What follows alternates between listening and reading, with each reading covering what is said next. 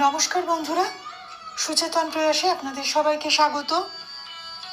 কবিগুরুর শিশু ভোলানাথ কাব্যগ্রন্থের অন্য মা আজকের নিবেদন। আমার মা না হয়ে তুমি আর কারো মা হলে, ভাবছো তোমায় চিনতেম না, যেতেম না ওই কোলে। মজা আরো হতো ভারী, দুই জায়গায় থাকতো বাড়ি। আমি থাকতেম এই গাঁয়েতে, তুমি পাড়ের গায়ে। এইখানেতেই দিনের বেলা যা কিছু সব হতো খেলা। দিন ফুরলেই তোমার কাছে পেরিয়ে যেতেম নাই।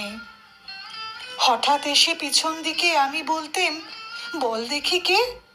তুমি ভাবতে চেনার মতো, চিনি নে তো তবু। তখন কোলে ঝাঁপিয়ে পড়ে আমি বলতেম গলা ধরে, আমায় তোমার চিনতে হবেই, আমি তোমার অবু। ওই পাড়েতে যখন তুমি আনতে যেতে জল, এই পাড়েতে তখন ঘাটে বল দেখি কে বল। কাগজ গড়া নৌকোটিকে ভাসিয়ে দিতেম তোমার দিকে, যদি গিয়ে পৌঁছতো সে বুঝতে কিসে কার। সাঁতার আমি শিখিনি যে, নইলে আমি যেতেম নিজে, আমার পাড়ের থেকে আমি যেতেম তোমার পার। মায়ের পাড়ে অবুর পাড়ে থাকতো তফাৎ, কেউ তো কারে ধরতে গিয়ে পেতো না কো, রইতো না একসাথে। দিনের বেলায় ঘুরে ঘুরে দেখা দেখি দূরে দূরে, সন্ধেবেলায় মিলে যেত অবুতে আর মাতে। কিন্তু হঠাৎ কোনো দিনে যদি বিপিন মাঝি পার করতে তোমার পারে, নাই হতো মা রাজি।